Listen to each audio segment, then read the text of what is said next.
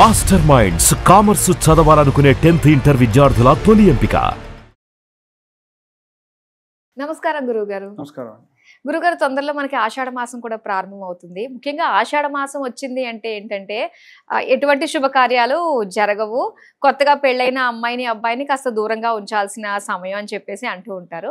అసలు ఆషాఢ మాసంలో శుభకార్యాలు జరగకపోవడానికి కారణాలు ఏంటి? అలాగే ఆషాఢ మాసంలో ముఖ్యంగా ఏమేమి పనులు మనం చేయాలి, ఏమేమి నిషేధించాలి అన్న విషయాలు తెలుసుకోవాలనుకుంటున్నాము. తప్పకుండా. శ్రీమాత్రే నమః, శ్రీ గురుభ్యో నమః.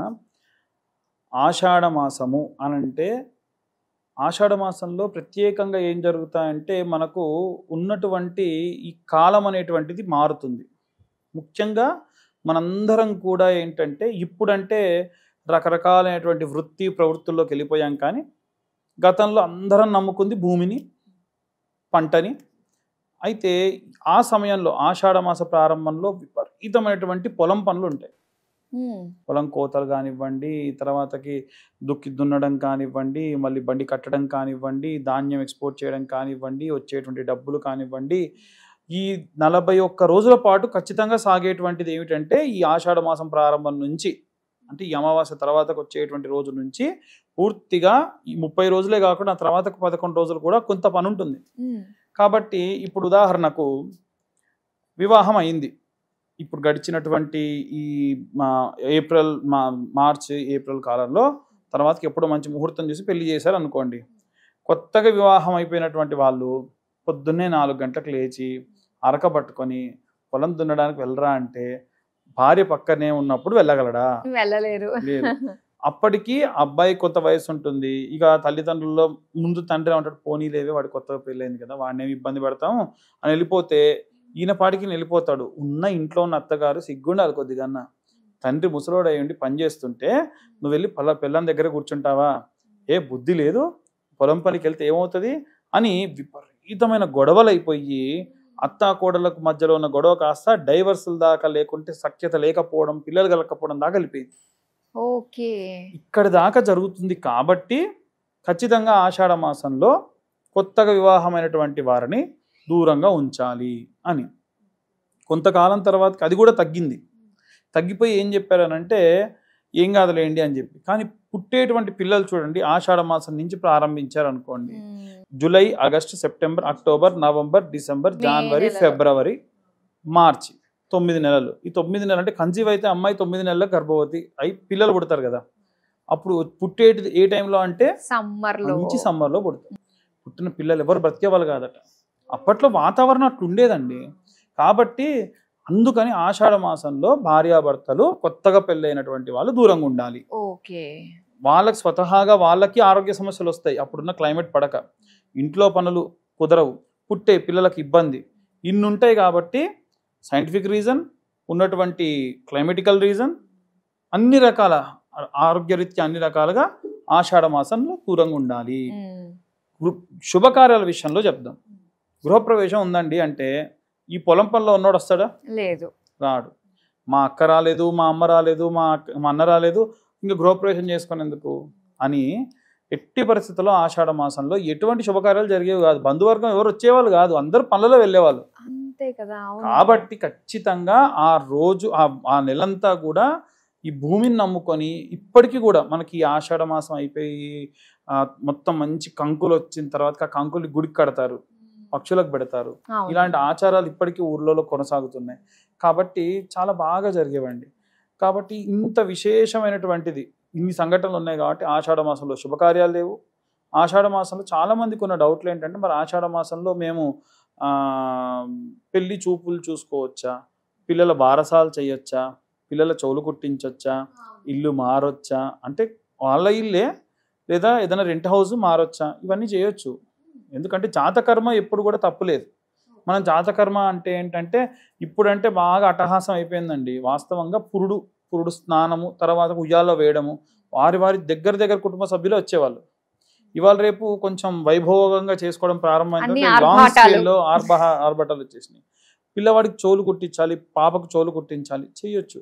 జాతకర్మ విషయంలో చేసేటువంటి ఒక ఉపనయనము లాంటి సంస్కరణలు తప్ప ఏవైనా సరే చేయొచ్చు, తప్పులేదు. అయితే అంటే పురుడు కానీ, బారసాల కానీ, చోలు కుట్టియడం కానీ, జుట్టు తీయించడం కానీ చేయొచ్చు.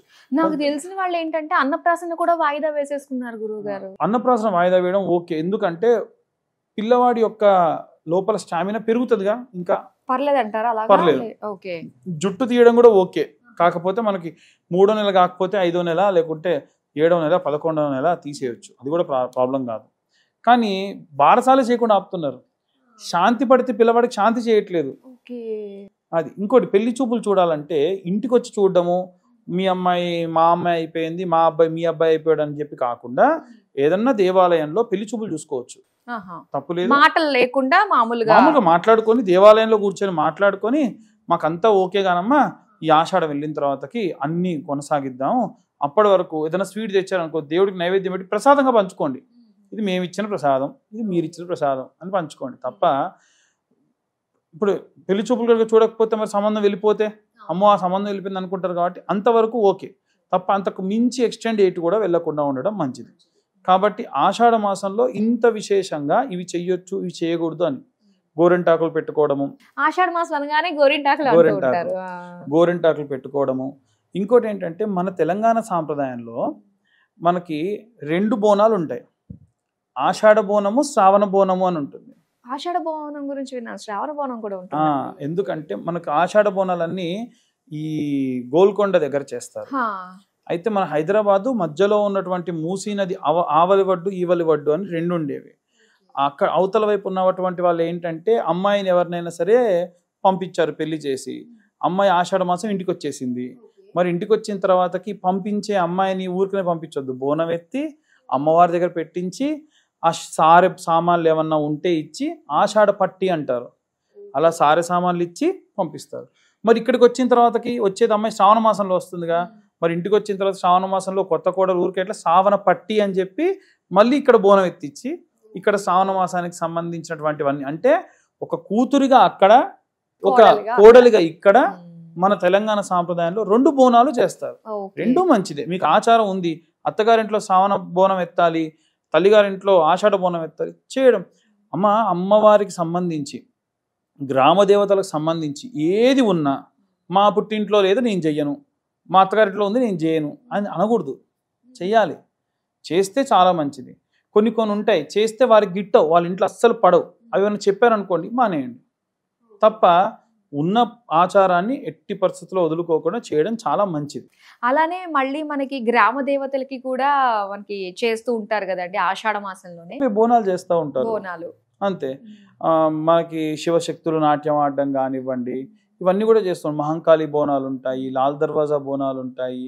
మా దిల్చుకునగర్ సైడ్కి వస్తే కొత్తపేటలో ఉండేటువంటి మహంకాళి అమ్మవారి బోనాలు ఉంటాయి, చాలా బాగా చేస్తారు. అట్లా అంటే హైదరాబాద్లోనే వివిధ ప్రాంతాల్లో సౌత్ సైడ్, నార్త్ సైడ్ ఇట్లా మనం డివైడ్ చేసుకుంటే చాలా రకాల వ్యత్యాసాలు ఉంటాయి.